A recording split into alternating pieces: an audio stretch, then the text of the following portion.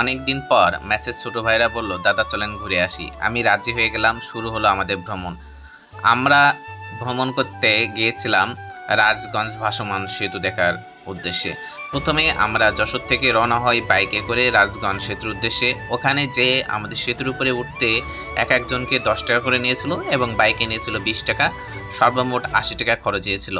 আমি একটি 100 টাকার নোট দিয়েছিলাম, কিন্তু নোটটা তারা ভাঙাতে পারছিল না।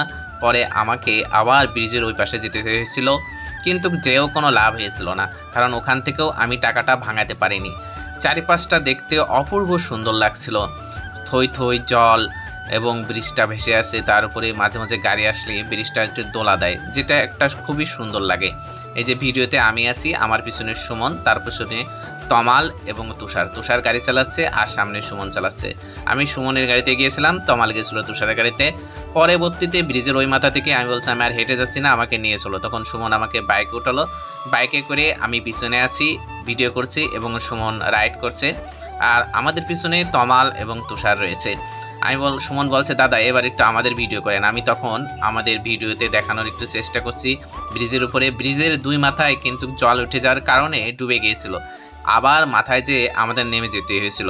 তখন বলছে, দাদা এবার কোথায় যাবেন? আমি বললাম, চলো মোবারকপুর শ্মশানে যাই, ওই জায়গাটা খুবই সুন্দর। আমি ছোটোকালে অনেক গিয়েছি এবং বড় হয়েও গিয়েছি, কারণ এই জায়গাটায় আমার পিসিদের বাড়ি। আমি ছোটোবেলা যখন পিসি বাড়ি আসতাম, তখন এখানে পিসির সাথে অনেক স্নান করতে এসেছি। এখানে একটা বড় বট গাছ ছিল। আর এই আশপাশের যে জায়গাগুলো দেখা যাচ্ছে, এই জায়গাটা আমার এক কাকাদের, আমার বাবার খালাতো ভাইদের জায়গা। আর এটা হলো Jessore Monirampur technology school and college, অর্থাৎ কারিগরি স্কুল অ্যান্ড কলেজ। এখানে বেড়াতে যেয়ে বাবার খালাতো ভাইয়ের সাথে, অর্থাৎ মাস্তাতো ভাইয়ের সাথে দেখা হয়েছিল। কাকা বললো, চলো আমাদের বাড়িতে যাই। আমি বললাম, না কাকা, অন্য আর একদিন যাবো, যেহেতু মেসেজ সবাইকে নিয়ে ঘুরতে এসেছি, আজ আর যাচ্ছি না। এই শ্মশানটা অনেক বিখ্যাত শ্মশান এবং অনেক বড় শ্মশান। এখানে কিন্তু ছেলেমেয়েরা অবসর সময়ে এসে প্রেম করত। আগে আমি দেখেছি, অনেকেই দেখেছে, শুধু আমি না। এখানে এসে দেখি আবার মাছ ধরছে অনেকে। আমি, সুমন এবং তমাল ও তুষার বাইকটা রেখে চারিপাশটা আমি ভিডিও করছি। এই যে তুষার হাইটে বেড়াচ্ছে, ওই পাশে সুমন ছিল, তারপরে তমাল। এবং এখানে মাছ ধরছিল, ধরতে ধরতে একটা মাছ পেয়েও গিয়েছে। মাছটা খুবই বড় ছিল, ভিডিওতে হয়তো ছোটো দেখা যাচ্ছে। তারপরে মাছের ভিডিও করার পরে আমি, সুমন এবং বাবরের যে ভিডিওটা সেটা করছি। এটা কিন্তু সেই বিখ্যাত ঝাপার বাবর, মনিরামপুর রাজগঞ্জ অবস্থান এটার। আমি নিজেকে একটু তুলে ধরলাম, তার পাশে এই যে দেখতে পাচ্ছেন আমি নিজেকে তুলে ধরছি। রোদ লাগছিল অনেক, যার জন্য ভিডিওতে ভালো লাগছিল না। অবশেষে আমরা চলে আসলাম যশোরের উদ্দেশ্যে। আস্তে আস্তে আমাদের সন্ধ্যা লেগে গেছিল। যশোরের সন্ধ্যার ভিউটা ছিল অসাধারণ। রাস্তার পাশের স্ট্রিট লাইটগুলো এতটা সুন্দর এবং চমৎকার লাগছিল, যা ধারণ করার মতো। এরপরে আমরা চলে যাই, যেহেতু ঘুরতে এসেছি চলো কিছু খাওয়া যাক। সুতরাং আমরা যেই কথা সেই কাজ, চলে আসলাম নূর হোটেলে। এখানে এসে গ্রিল এবং নান রুটি অর্ডার করলাম।